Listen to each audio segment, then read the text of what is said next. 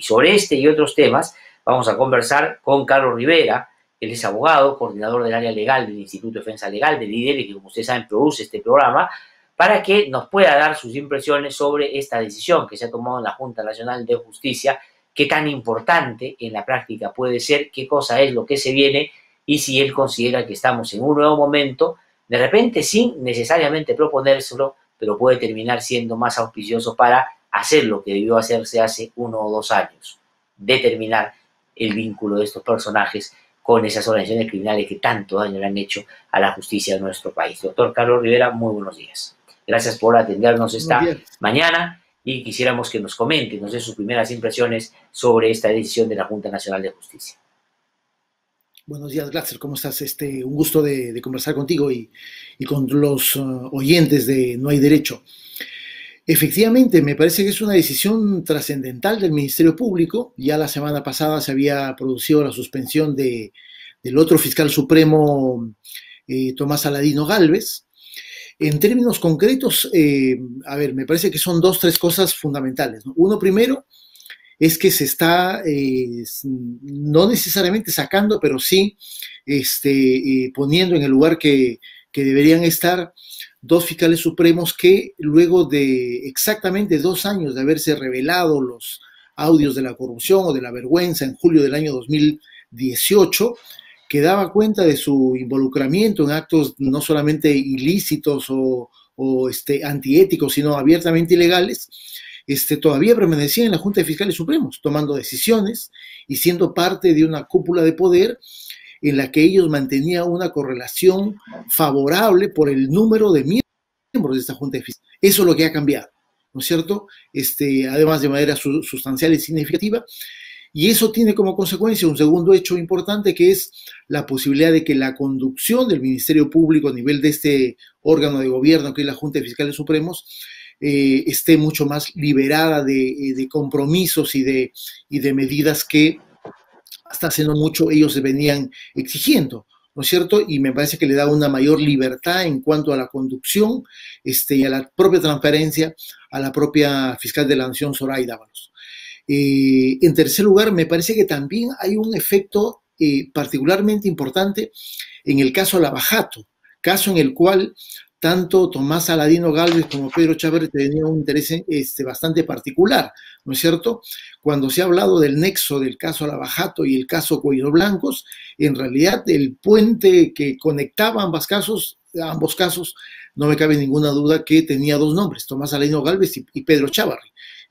Los actos y las acciones que ellos desarrollaron en los 2 últimos años y desde antes, me parece que ese es ahora un camino que podría decirse que está un tanto liberado, ¿no es cierto? Y me parece que eso va seguramente a tener un amplio beneficio para el manejo del equipo especial, el desarrollo del equipo especial y que las investigaciones tengan una mayor posibilidad y solvencia al propio interior del Ministerio Público. Recordemos ahí que hasta cierto punto buena parte del tiempo y de los esfuerzos de los fiscales, tanto Pérez Gómez y Vela Barba fundamentalmente, estaban dedicados a confrontar con la propia cabeza del Ministerio Público en las personas de Chávarri y de Tomás Aladino Gálvez. Doctor Carlos Rivera, quería hablar, siendo importante la decisión y coincidiendo plenamente con su análisis, sobre otro hecho que tiene que producirse o tendría que producirse para que esto pueda ser útil para la finalidad o conseguir el objetivo que se quiere, que es determinar si estas personas estuvieron vinculadas y si merecen una sanción penal inclusive y no solo administrativa. Y estoy hablando de, porque no vaya a ser que la Junta Nacional de Justicia, porque hay mucha gente que lo ha entendido así, que cree que esta suspensión ya es una sanción y que le está sancionando por 6 meses. No vaya a ser que la Junta suspenda por 6 meses y cuando tenga que decidir sobre el caso de fondo, le dé una sanción menor y pueda regresar a las Fiscalías Supremas. ¿Qué papel tendría que jugar en estos 6 meses el Congreso, el Ministerio Público y el Poder Judicial, en el caso Chávarri, Gálvez y los otros que están en esto involucrados, para que no corramos ese riesgo y no estemos en ese peligro? Mira, me parece que has planteado un escenario complejo, pero en realidad ese es como que la película completa de este problema, ¿no es cierto? A partir del momento que Tomás Aladino Gálvez y Chávarri y otros miembros de la Junta de Fiscales Supremos y de la propia Corte Suprema cometieron actos irregulares, actos contrarios a la función pública y actos ilícitos, en realidad se abrieron los tres caminos, ¿no es cierto? Los tres caminos en términos formales. Eh, Recordemos que el primer camino que se activó fue el Congreso de la República y fue un camino que se activó de manera parcial y bastante limitada, ¿no es cierto? Por eso es que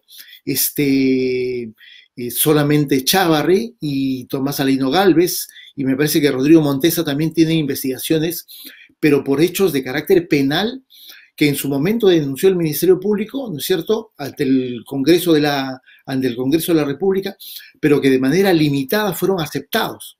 Y eso también ha limitado para que el Ministerio Público, a su vez, presente los casos penales ante el Poder Judicial.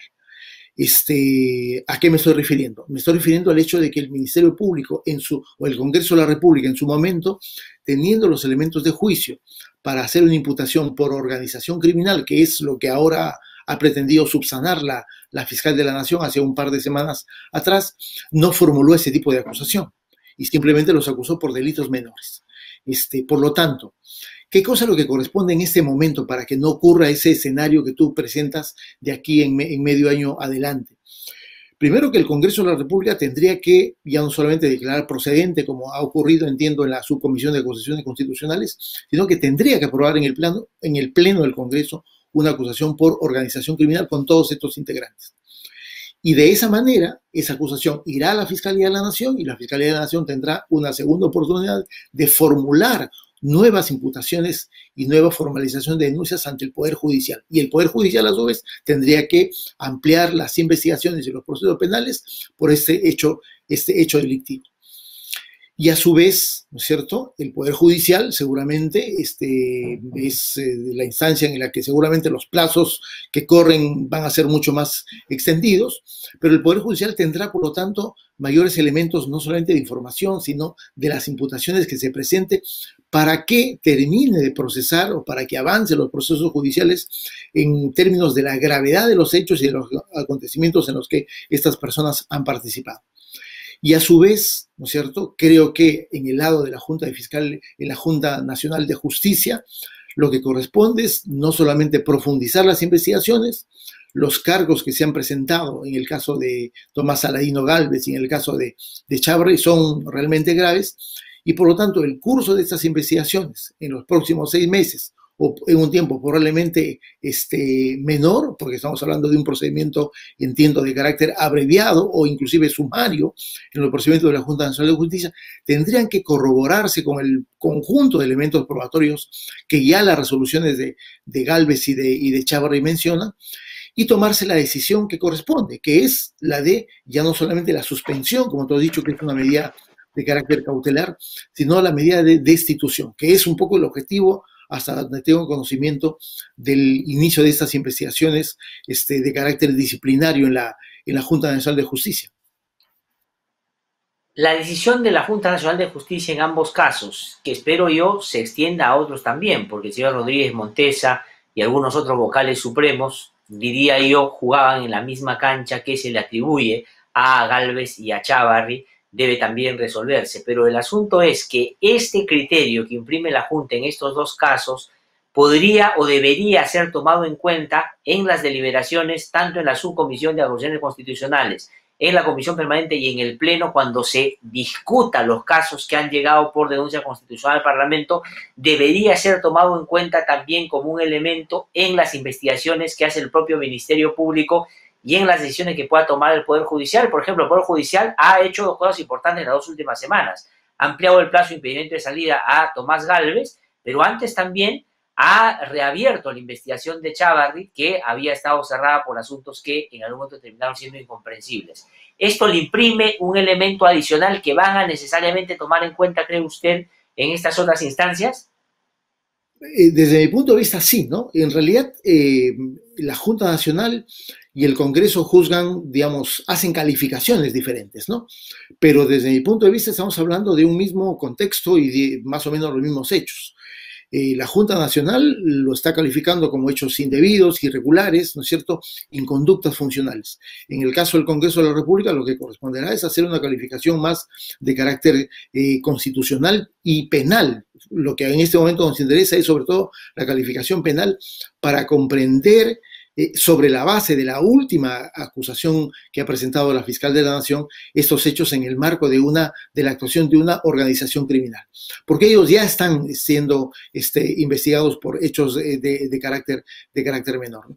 Pero sin duda, ¿no es cierto?, me parece que el avance en términos contemporáneos de ambas investigaciones, ya no solamente acá del Ministerio Público, que creo que ya ha cumplido la parte que faltaba subsanar, sino los términos de la Junta Nacional de Justicia por un lado y del Congreso de la República, me parece que deberían ser necesariamente complementarias. No necesariamente estamos hablando de la misma calificación, pero en términos temporales y del impulso que desde las instancias del Estado que encargadas de la investigación deberían ser complementarias, ¿no? Y me parece que el avance que está mostrando la Junta Nacional seguramente va a servir en términos, llamémoslo, políticos, para acreditar y demostrar en el Congreso de la República de que sí hay hechos por los cuales estas dos personas y otros, como capaz el juez supremo Martín Hurtado, ¿no es cierto?, que también tiene una investigación y una resolución pendiente de emitirse a nivel de la Junta Nacional de Justicia, han sido integrantes de esta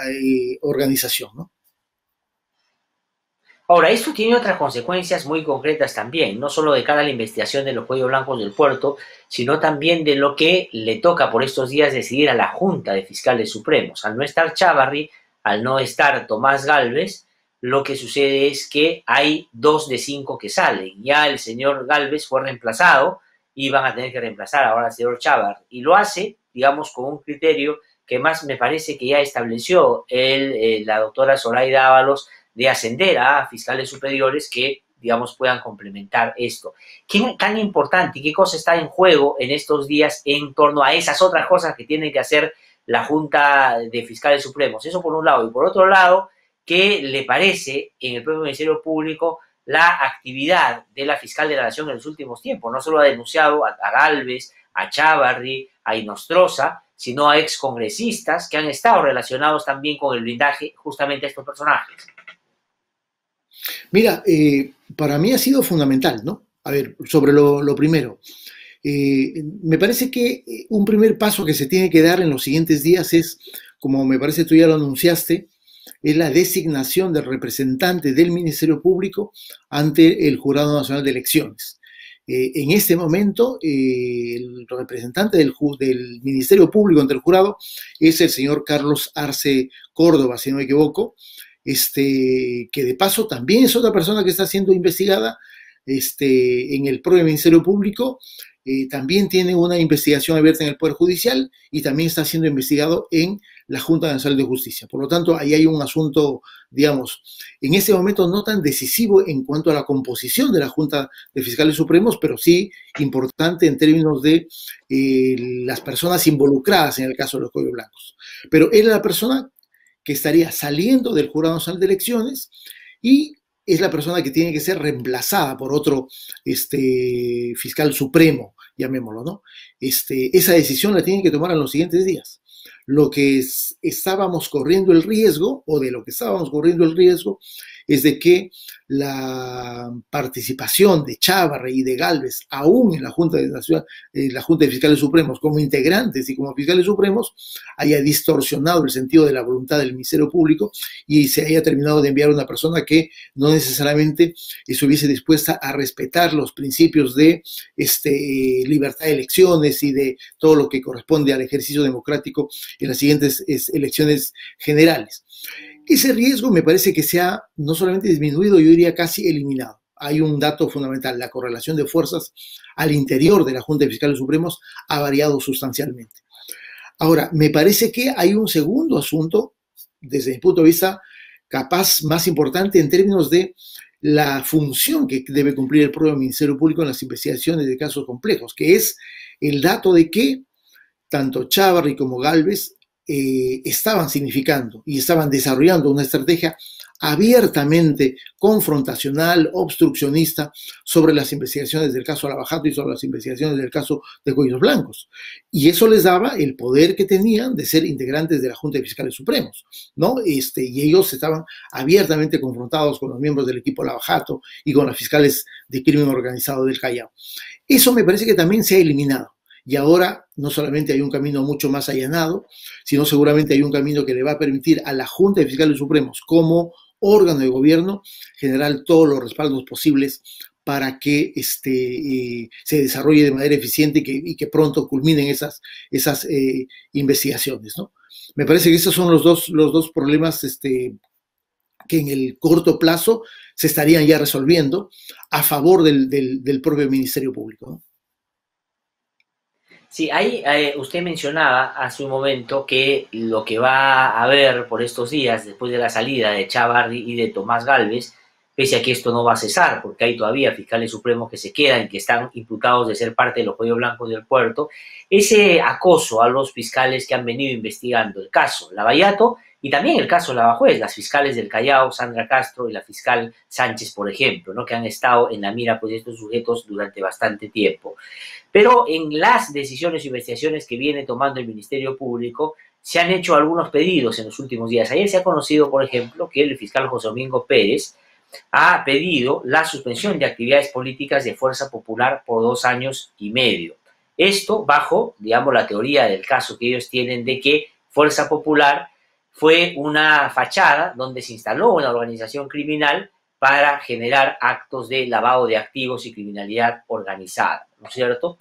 ¿Cuál es su opinión en torno a esto? Porque lo que se está haciendo es ahora discutiendo de cuál es el límite de la intervención fiscal en un caso donde hay libertad de asociación y hay posibilidades de que los partidos políticos puedan, al margen de la discrepancia que vamos a tener ideológica con ellos, pues funcionar en una sociedad democrática. ¿Está bien? ¿Está mal? ¿Debió hacerlo? ¿No debió hacerlo? ¿Hay elementos sustantivos? ¿Qué cosa debería pasar ahí? Sí, efectivamente, ayer por la tarde tengo conocimiento que el fiscal Pérez Gómez ha pedido esta suspensión temporal, ¿no es cierto?, de, me parece, 2 años y medio del partido Fuerza Popular. A ver, hay que recordar que el inicio de la intervención de Pérez Gómez en el caso Fuerza Popular significó un giro fundamental en la investigación. Y ese giro se centró en la adecuación de la investigación a los términos de la ley 30.077, que es la ley de crimen organizado. Y de hecho, amplió las imputaciones a criminalidad organizada, ¿no es cierto? Eso le da a la Fiscalía un marco de investigación y el desarrollo de actos de investigación y de medidas restrictivas, ya no solamente respecto a las personas individuales, sino de las personas jurídicas. La ley establece un presupuesto de que en este tipo de delitos de crimen organizado pueden participar organizaciones o personas jurídicas. Ya lo hemos visto anteriormente en el caso contra Ollanta Humala y Nadine Heredia, cuando el fiscal Juárez Atoche en su acusación pidió la disolución del Partido Nacionalista. Y en este caso de Fuerza Popular, me parece que a finales del año pasado el propio Pérez Gómez logró incorporar a Fuerza Popular como persona jurídica, ¿no es cierto?, en cuanto a las imputaciones que se hacían de lavado de activos. Por lo tanto, me parece que ahí responde un poco respecto de la legalidad de la medida. Es una medida perfectamente legal la que ha planteado Pérez Gómez. Yo no he revisado, no he tenido la mano el requerimiento hecho por Pérez Gómez y por lo tanto me voy un poco a aventurar respecto a los fundamentos. He podido revisar de que él está argumentando de que Fuerza Popular estaría realizando actos básicamente de obstrucción a la investigación y que parte del financiamiento de la defensa de los miembros de la organización criminal estarían, digamos, sujeta a los actos que el partido ha realizado como organización y que eso le estaría dando pie para formular una petición de esta naturaleza. Desde mi punto de vista también es un pedido que formalmente es adecuado, ¿no es cierto? Ya en la propia audiencia, porque hay que recordar que eso se tiene que discutir en una audiencia ante el juez, me parece, en los siguientes días, Pérez Gómez tendrá que acreditar, ¿no es cierto?, con datos y con elementos de convicción concretos, ¿cuál es esa información que le permite a él sostener de que Fuerza Popular como organización, partido político, como persona jurídica, está desarrollando y que está acreditando, por lo tanto, lo que Pérez Gómez ha señalado en su requerimiento, es decir, actos de obstrucción? Si eso es lo que Fuerza Popular está desarrollando de vista, sería perfectamente legal que el juez de investigación preparatoria emita un pronunciamiento en relación a declarar fundado ese pedido y a declarar la suspensión de las actividades de Fuerza Popular como persona jurídica. ¿Ok?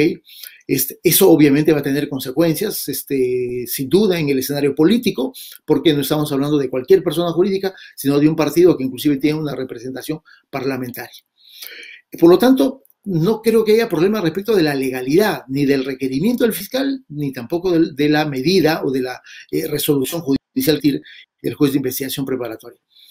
A mí, desde mi punto de vista, creo yo que en el caso de Popular, y eso ya lo veníamos conversando, Glatzer, desde antes de la emergencia, de la pandemia, creo yo que hay un dato que va mucho más allá de lo que requerimientos concretos que la Fiscalía puede estar realizando como y es el dato de la formulación de la acusación. Los fiscales señalaron por lo menos un par de plazos, uno de ellos, me parece el último era el mes de abril. Es cierto, ese plazo necesariamente hay que replantearlo, hay que reformularlo por la pandemia, pero me parece que, dado de que ya el Ministerio mostrando una reactivación importante a partir de las medidas y las acusaciones que ha formulado la fiscal de la Nación ante el Congreso de la República, sino por el hecho de que ya el propio sistema judicial se está reactivando, me parece que el paso siguiente de la Fiscalía tendría que ser ya anunciar, si no es una fecha, pero por lo menos ya anunciar de que está culminando el proceso de la elaboración de la acusación, porque me parece que este nuevo escenario que estamos un poco analizando al interior del Ministerio Público, desde mi punto de vista, la consecuencia más importante que debería tener no es tanto extender las investigaciones, sino ya plantear una acusación ante el Poder Judicial y que por lo tanto eso le permita a la Fiscalía plantear en un nuevo escenario, una nueva etapa y por lo tanto una nueva situación en el caso de Fuerza Popular. Doctor Carlos Rivera, termino preguntándole por otro tema, otro caso no menos importante, fundamental también en la agenda histórica de derechos humanos en un país como el nuestro, de a veces poca memoria y poca diligencia de la justicia, porque justamente tiene que ver con personas que probablemente están pues, en los sectores más vulnerables, ¿no? Ayer, a través de su cuenta de Twitter, Demus, que ha dicho que hoy día jueves se reanuda el juicio de Manta y Vilca de manera virtual. Este es un caso donde se ha podido ya identificar y está en medio de un juicio violaciones sistemáticas, violaciones sexuales a mujeres en estas comunidades en Huancavelica, en la época de la violencia.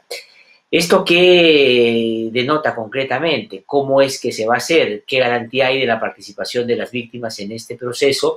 ¿Y de qué estamos hablando en términos de su proyección? ¿Qué cosa es lo que puede pasar en los próximos meses?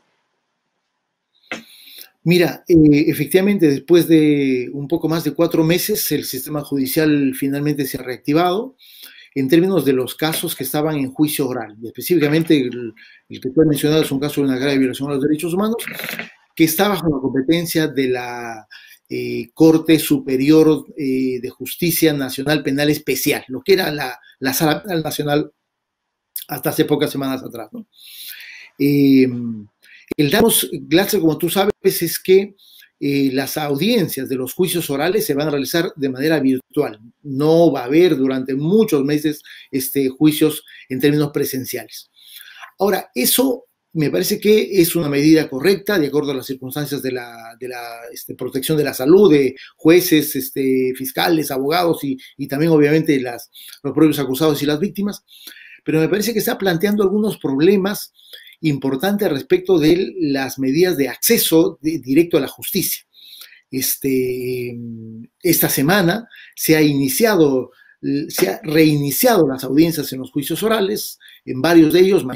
Hoy día corresponde al caso Manta y Vilca, y así se han hecho en otros casos, el caso Jayocunto, el caso El Frontón, en fin, todos los casos que estaban en juicio, que eran alrededor de 20, se están reactivando bajo esta modalidad de audiencias virtuales. Ahora, ¿Cuáles son los problemas iniciales que estamos advirtiendo? Me parece que uno primero es el tema de la publicidad, ¿no es cierto? Efectivamente son audiencias virtuales, pero no necesariamente públicas, porque los juicios constitucionalmente están protegidos por un principio que es el principio de publicidad, y hay ahí un primer problema en cuanto al acceso de los familiares de las víctimas a presenciar estos juicios orales. Y no me refiero a que no puedan, me refiero a que hay un problema en cuanto a las posibilidades y a las de tener un contacto en internet en la casa o en su teléfono celular, o las posibilidades de que mucha gente, que son fundamentalmente los familiares, simplemente no tienen ningún elemento de conectividad y por lo tanto no van a tener posibilidades de seguir la continuación de estos juicios orales. Y el otro problema que se va a presentar es seguramente respecto de las propias víctimas. En el caso de Manti-Vilca, ¿no es cierto? Estamos hablando de mujeres campesinas, varias de las cuales inclusive todavía están viviendo en las comunidades de Manti-Vilca al norte de Huancavelica, donde es altamente probable que no haya ningún elemento de conectividad, ¿no es cierto? Y por lo tanto, eso va a generar más de un problema respecto de las posibilidades de que se tenga una comunicación directa con el tribunal o una buena comunicación simplemente con el tribunal al momento que ellas tengan que hacer algún tipo de declaración o confrontación como parte de los procedimientos judiciales. Y otro problema que, por ejemplo, ya se ha presentado el día de antes de ayer en el caso del Frontón es que de la lista general de testigos, que era una lista amplia presentada por el Ministerio Público, ya la sala ha solicitado que se reduzca la cantidad de testigos. Es decir, por lo tanto, eso eventualmente podría, ¿no es cierto?, afectar el derecho a probar que tienen las partes al interior del proceso judicial, porque justamente lo que hemos estado viendo es que los juicios, cuando se hace bajo procedimientos virtuales, son más lentos. Y de hecho, ya tenemos casos que algunos se habían perpetrado en la década de los años 80 y durante varias décadas han estado esperando tener la posibilidad de acceder a la justicia. Y me parece que estas circunstancias lo que van a hacer es seguramente primero generar un poco más de demora en la realización de los juicios y por lo tanto más demora en las expectativas o en el cumplimiento de las expectativas tanto de familiares como de víctimas para acceder a la justicia en estos casos tan emblemáticos de violaciones a derechos humanos y crímenes de lesa humanidad. Bueno, vamos a estar atentos y vigilantes a lo que pase en este y otros casos, por cierto. Doctor Carlos Rivera, muchísimas gracias por haber conversado con nosotros y por habernos dado opinión sobre varios asuntos que sin duda van a seguir generando controversia por estos días. Muchísimas gracias, muy amable, que le vaya muy bien. Hasta pronto. Ha sido el doctor Carlos Rivera, quien es coordinador del área legal del Instituto de Defensa Legal, del IDL, que como ustedes saben produce este programa que ha conversado con nosotros.